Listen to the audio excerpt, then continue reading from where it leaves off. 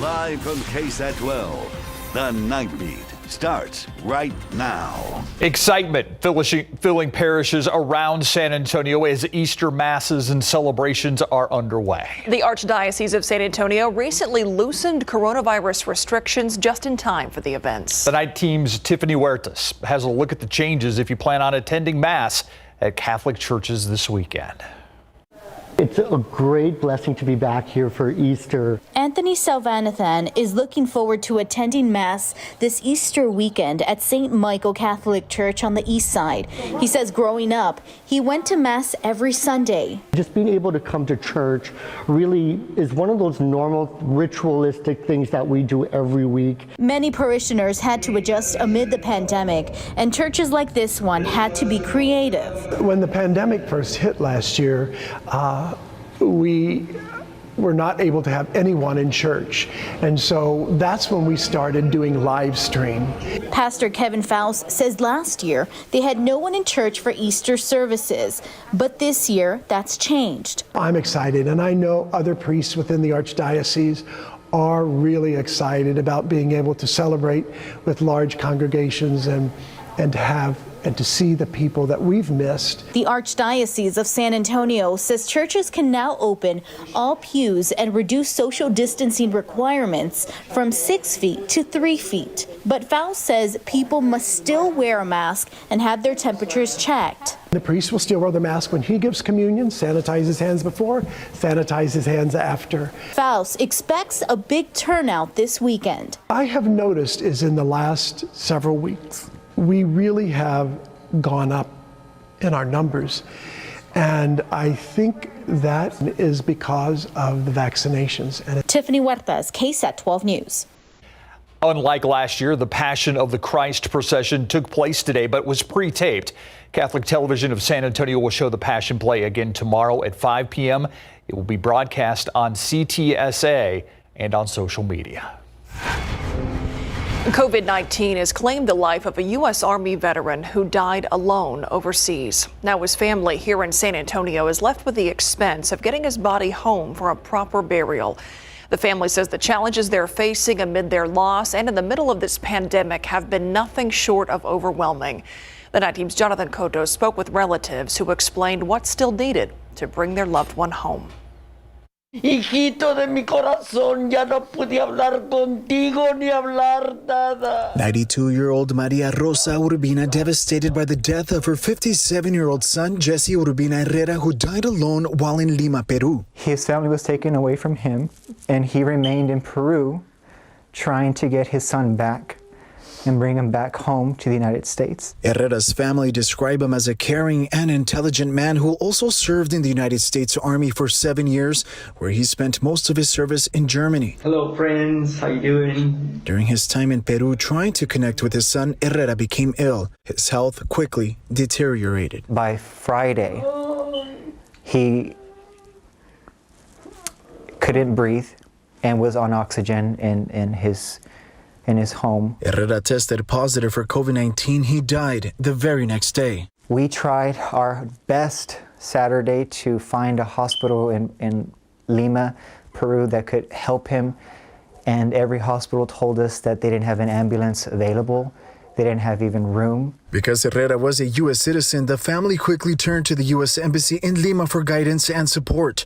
Rodriguez said the embassy would only be in charge of processing a death certificate and other documents necessary to have his uncle sent back to San Antonio. On top of that, the family now indebted to 3 funeral homes, 2 in Lima and the 1 required here in San Antonio. Once they have his ashes, we can go ahead and pick those up, and he can rest eternally in Fort Sam, as he deserves to be.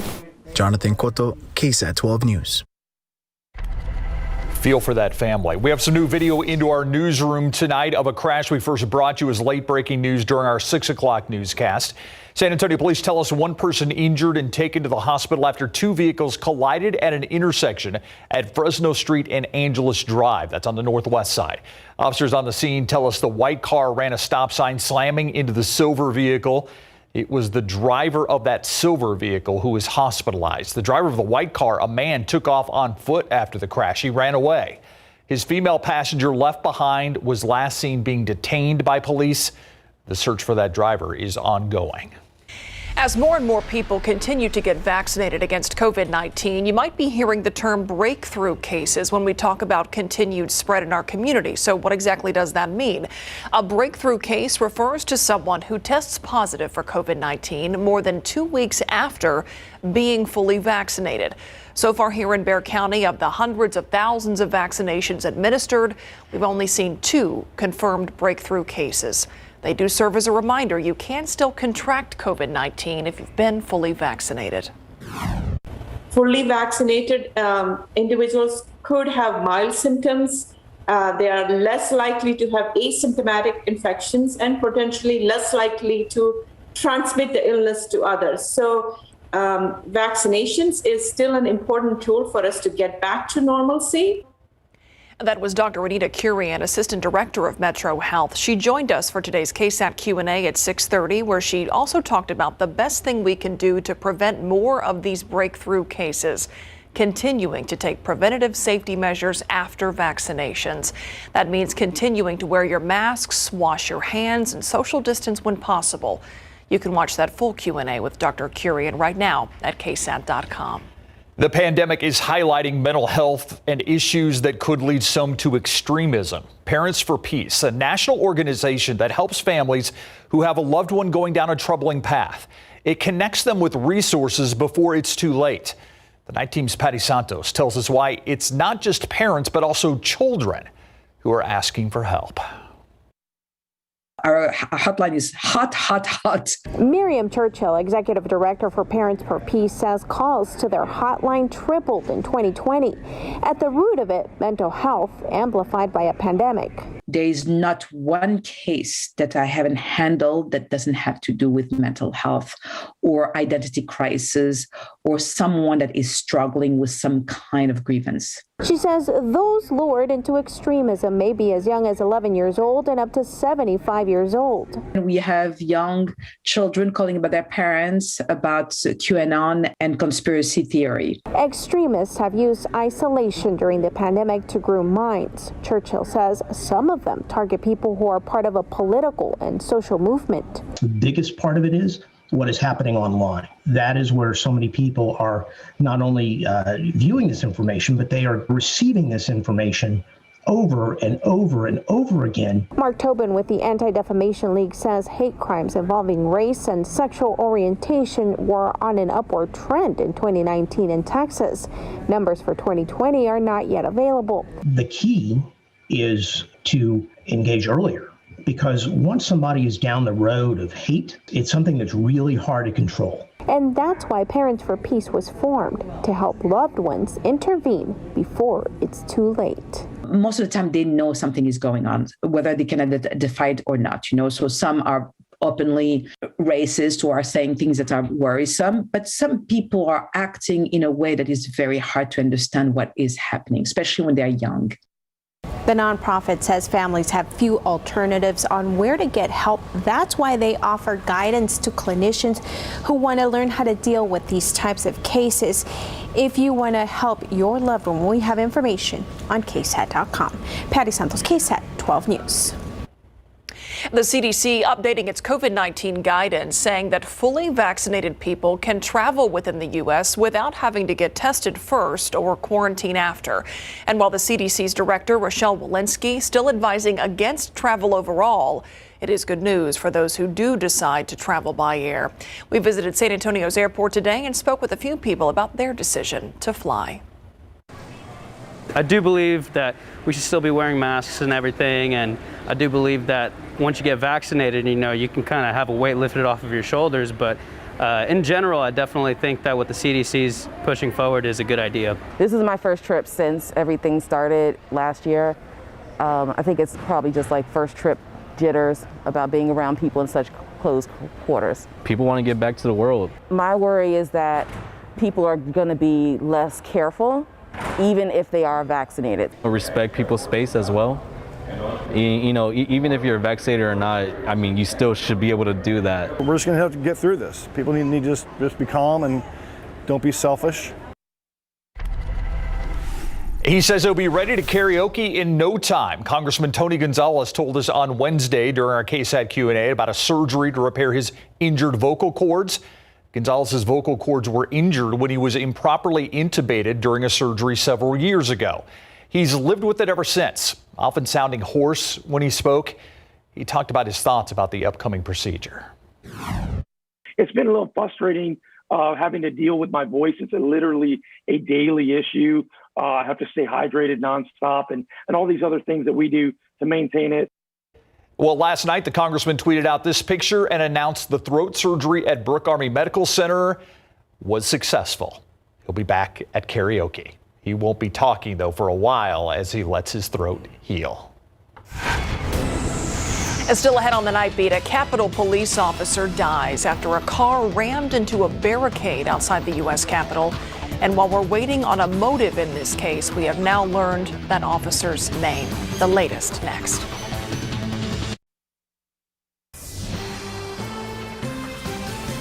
Tonight, we're learning the identity of the U.S. Capitol police officer who was killed when a man drove into a security checkpoint today. Officers say that suspect, 25-year-old Noah Green, rammed his car into a north barricade barrier, hitting two officers. Immediately after, investigators say Green got out of the car with a knife in hand. Police say he lunged toward the officers before he was shot and killed. The two injured officers rushed to the hospital, one in stable condition, but Officer William Evans, an 18-year veteran of the force, did not survive. I just ask that the public continue to keep U.S. Capitol Police and their families in your prayers.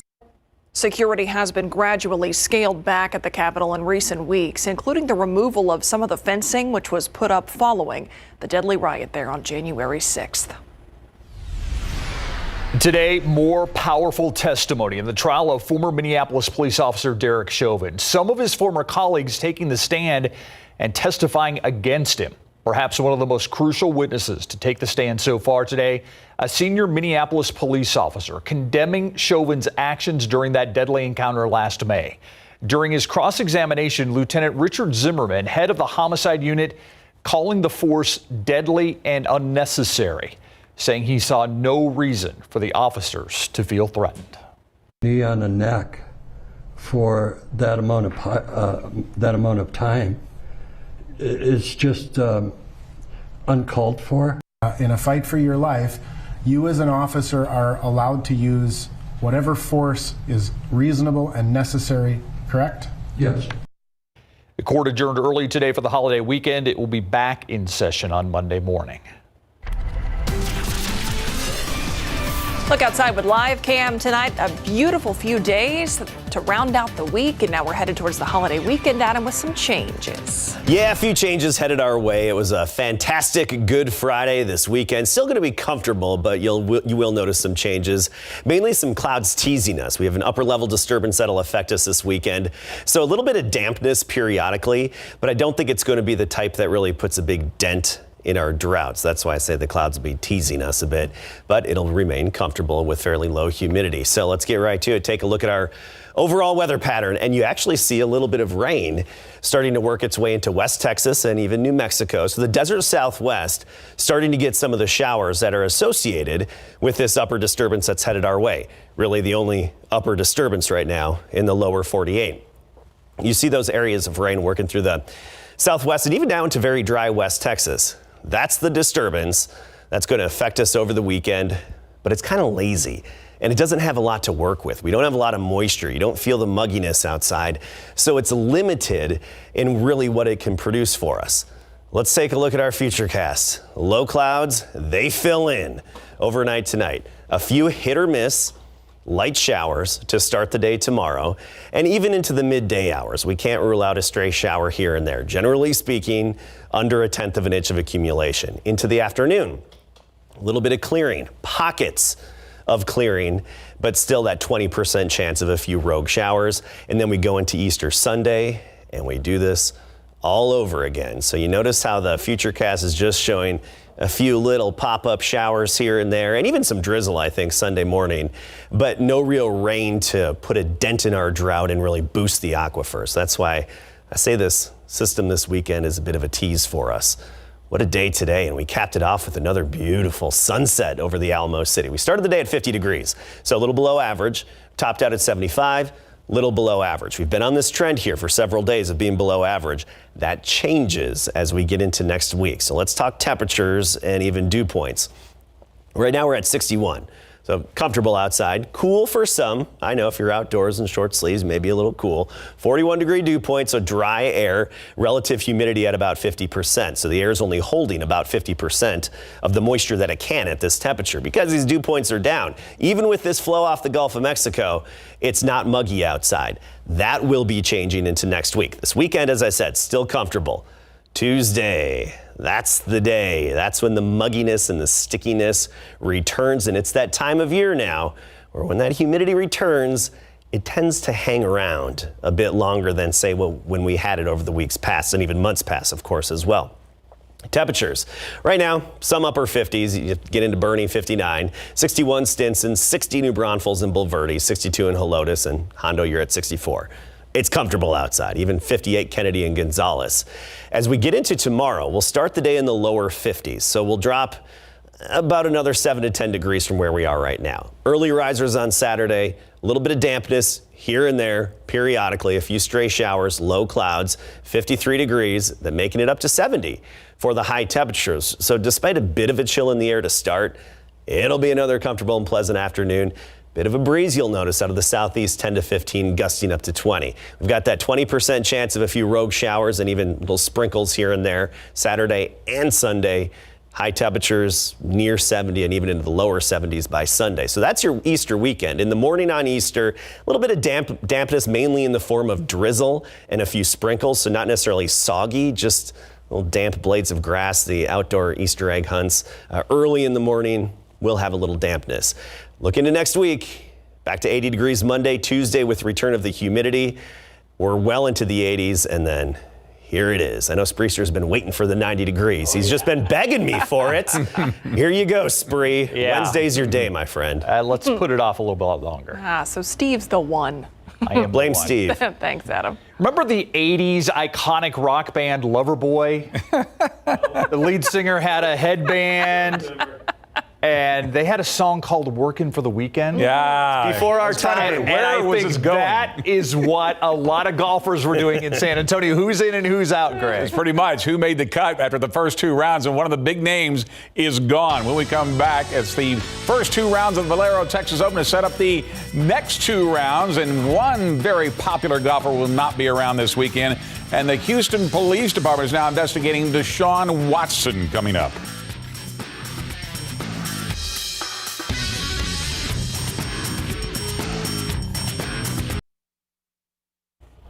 The second round of the Valero Texas Open begins with one of the field's biggest stars, Phil Mickelson, as he sets out to atone for his quintuple bogey on 18, his final hole in the first round by tacking it today as 9th. This is his approach shot at 18 and a chance for an eagle. It almost drops. He gets the birdie, but still would finish 4 over, fails to make the cut. It's been that kind of a year for Lefty. After missing most of the greens on the front 9, Jordan Spieth rallied on the back 9 at 5 under on the par 5 14th. It's a little bit of a trouble here. He found the bunker next to the green, but he makes that fantastic pitch out. That sets him up nicely for a birdie to move to 600. And then from there, the lead. How about that? Next hole, Spieth 121 yards out. This is his approach shot. Is right on the money. Look at that. He would take advantage of that. Moved into 7 under for the day. 2 shots off the lead heading into the weekend. Everyone towards the top of the leaderboard's got to play in the same conditions now, so that'll be nice. And it's going to be tough. I mean, I thought 2 under was a good score today. It's kind of just stay in there, and give yourself a chance come the back 9 Sunday. And that's really the best prep I could do for not only trying to win this golf tournament, but also for next week. All right, let's take a look at the leaderboard right now. Right now, it's Cameron Tringali that holds a 2-stroke lead over both Wallace and Spieth. If you take a look at some other favorites who are still hanging around after the cut, it includes Kuchar, Palmer, Fowler, Bradley, and Jimmy Walker, by the way, of San Antonio. It shot even for the 2-day total. But missing the cut, Finau, Johnson, and Mickelson. Our San Antonio Spurs will be back at it again tomorrow when they host the Indiana Pacers in their 8th game in the historic 9-game homestand. They've only been able to win 2 games so far and now playing their 4th game in 6 days, and it comes after a double overtime loss to Atlanta last night, a game where the Spurs had to rally from behind by being down double digits. Derek White's career night would help, scoring 29 points and 7 3-pointers, but still the Spurs would need a 9-3 run at the end of regulation, at least force the first of 2 overtimes. DeMar DeRozan, who had 36, tied the game at 110 all, but it's still tied at 119 all, forcing the second overtime. In the extra periods, Trae Young scored 15 of his 28 points to help lead the Hawks to a 134-129 double overtime victory, but no quit in the Spurs. We just got a lot of guys in the locker room that don't give up. So, obviously it's tough to keep putting yourself in that situation, but we got guys that compete and just don't give up on games. All right, back at it again tomorrow. Note the late tip time, 8 p.m. against Indiana. Chris Beard has arrived on the 40 acres in Austin today. The Texas Longhorns introduced their new head basketball coach, the man who led Texas Tech to the championship game in 2019 and the Elite Eight in 2018. In just 5 seasons in Lubbock, will take over the Burnt Orange. It's after Shaka Smart saw the handwriting on the wall after losing his 3rd first-round game in the NCAA tournament and decided to take the vacancy at Marquette. Let me be really clear here. I understand the standards of the University of Texas. I understand where our men's basketball program is going to be and needs to be and deserves to be. Those expectations and standards don't scare me. Don't get it twisted. It's the reason that I'm here today, is the expectations and the standards and where this program needs to be and will be sooner than later. Texas signed Beard to a 7-year, $35 million contract that works out to $5 million per year plus incentives, according to Horns 24/7. To add 70% is guaranteed. While the Longhorns are introducing their new men's basketball coach, UTSA Roadrunners are introducing their new women's basketball coach. He's Karen Aston, and if the name sounds familiar, it should. She's a former head coach at Texas from 2012 to 2020, where she led the Longhorns to their first Elite Eight appearance since 2003, back in 2016. Now she's bringing her 13 seasons of experience as a head coach to the Roadrunners. I felt the commitment from the administration that we could build this into something special, and that there was a commitment not only to being a good basketball program and winning games and doing the things that it's going to take to do that, but also to the integrity for the student athlete. All right, Stanford has advanced to the women's championship game on Sunday. And look at this. Could be an upset in the making. Arizona leading Connecticut now in the 4th quarter, 57-50. The Houston Police Department now investigating the Texans' Deshaun Watson, and Major League Baseball moving the All-Star game out of Georgia next. Pro football coverage, powered by Davis Law Firm. The Houston Police Department has now opened an investigation into Texans quarterback Deshaun Watson after a complainant filed a report against a football star. It is unclear if the complainant is one of the 21 massage therapists who filed civil lawsuits against Watson, accusing the quarterback of sexual assault and inappropriate conduct. HPD did not say what Watson is being accused of in the complaint. Major League Baseball announced today that it is moving the 2021 All-Star Game out of Atlanta after the Georgia State Legislature passed a new law that civil rights groups believe has the potential to restrict voting access for the people of color. And it's not just the All-Star Game. 2021 draft will also be relocated. Commissioner Rob Manfred said in a statement that Major League Baseball fundamentally supports voting rights for all Americans and opposes restrictions to the ballot box. He adds he is finalizing a new host city. We just don't know which one that will be right now. Phil Mickelson has been here twice now, right? Yeah, he sure has. And not made the weekend either time. Either time, no. Working for the weekend. Working for the weekend. A Mars rover makes an odd discovery on the surface of our celestial neighbor. Details on this when we return. That's it. Check this out. Scientists are speculating about an odd rock spotted by one of the NASA's Mars rovers. The Perseverance rover tweeted a picture of the Martian rock. You can see rows of marks where it zapped it with a laser. Perseverance says it did that to learn more about the planet's geology. NASA hasn't said what the rock is just yet, but it looks like the meteorites that scientists have seen elsewhere. Very interesting. Mm-hmm. We're tweeting from Mars. This is awesome. Yeah. Fantastic. From meteorites to a meteorologist. Very correct, sir. Comfortable He's weekend. full of transitions tonight, I'm telling you. Would you like me to go more into the history of Loverboy? No, I've heard Turn Me enough. Loose, another one of their big